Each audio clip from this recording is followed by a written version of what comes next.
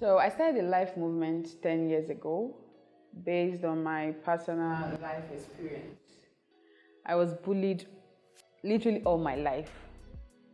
Started from the first time I was bullied was when I was 10.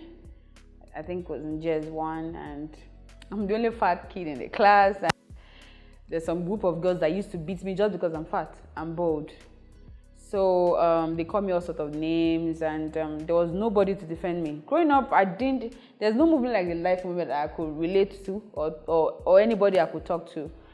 So growing up with all the struggles, I decided I want to create this for people who are voiceless, who don't have strength. I want to talk. So I'm happy so far. We're doing great with the LYF Movement. My name is Ayomiku Deborah Lokon. People call me Bibi. Well, I would say body positivity to me means being able to live in my body and in my skin and, accept everything that comes with it, regardless of the stereotypes the society brings and regardless of the stigma that comes with being able to accept the societal standards of beauty.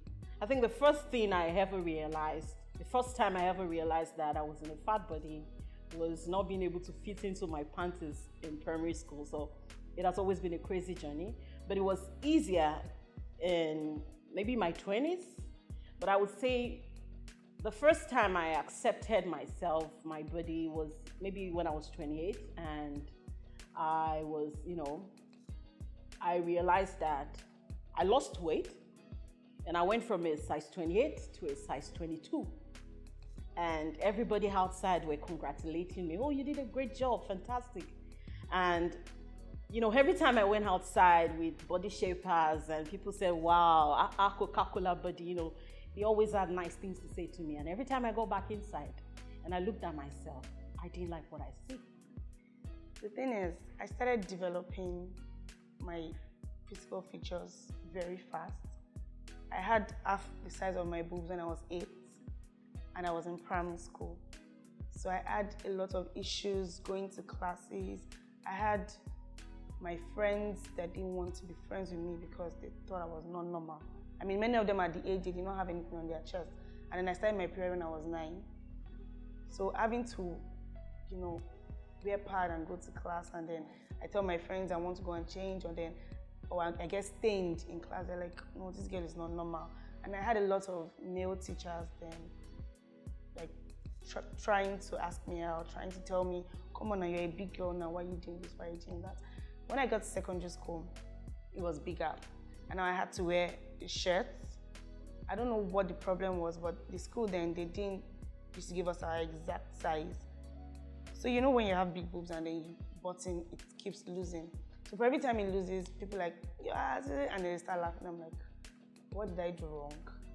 So I come out of secondary school. In university now, I'm not really bothered about anything, but in my career, it's really disturbing a lot, to some extent, a lot, because I want to act a lot of roles, but then I get, you're not fit enough. I want to do this, I get, no, that's not what we are looking for. To be honest, as a plus-size lady, you need to have a good packaging and carriage. I've been in the midst of my fellow guys, friends, and they ask me, guy, why you like ladies right there on this side? I say, come on, they are cool. They say, no, those ladies, they sweat a lot. Some of them, they smell. Some of them, they're not good on bed. I'm like, guy, that's the best story. They don't smell. They take good care of themselves. Maybe you've not met the type that I'm talking about, but it brings me down to, it's a general thing. We all need to take care of ourselves. I feel if you love yourself, you take care of yourself. When I was doing runway, there was a guy, I won't mention his name, a guy, I went for an audition, he said, you don't have a future here as a runway model. Like, he said it straight to me. At that age, at that time, my maturity was high. So I was like, so if it's some other guys that don't know what they are supposed to do, they will just go and kill themselves or become vexed and all. So also, this is not part of it, but let's watch what we say to people. It's very important. Being a fat person in this society, I don't know if it's a crime, but I've just had my fair share of people's what they have to say and what I have to do to get down, to reduce, and it's not been easy, to be honest. It's not been very easy. I find a lot of people advising me on, oh, reduce your size or else you're going to do this, you're going to have diabetes, you will not be able to have a lot of kids. First time was me working out with my friends and I heard ace, like a guy calling you kind of thing. So I stopped by, and my friends were walking in front. I stopped because I just wanted to know who the guy was calling. Then the next thing, the guy walks up to me and think, wait, I was calling you and you're not answering me. Do you even think you're my type of girl? I don't like you, you're not my type. He gave me a lot of insults that day and I went back to my hostel crying like a baby.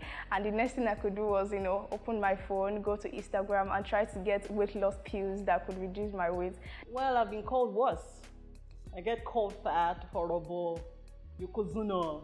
I get called a lot of things, but I come from a family where I've been prepared for all those things. Like my brother calls me horrible, that's my name. So imagine going outside and people call me horrible. I'm always like, hello. I got used to not eating. Now I have serious ulcer. Sometimes I don't eat till like 7 p.m. in a day, which is not so good. The more I don't eat, the more I add. My mom was really on the big side, so I think I have a features. But what can I do to help it? This is me. I go to the gym for like 1 month, I will not see any change. I will be on diet, I will not see anything. The more I walk, the more I add. Sometimes even when I rest, I lose weight and I'm like, what kind of weird thing is that? So at some point then I was like, you know what? I'll just do me. I'll just do me and I would accept my body the way it is. And it's not all about people on the plus size. For instance, I got to the final audition of a big brand for his vodka kind of brand. And when I got there, do you know what they told me? They said I'm too tall. I'm just 6'4", and they said I'm too tall for the shoot. I've been in a shoot, we're about to shoot, they said I'm too dark. Sounds crazy, but that's the truth. Well, I look up to 2 major people. First is Worry Pikin, second is Monalisa.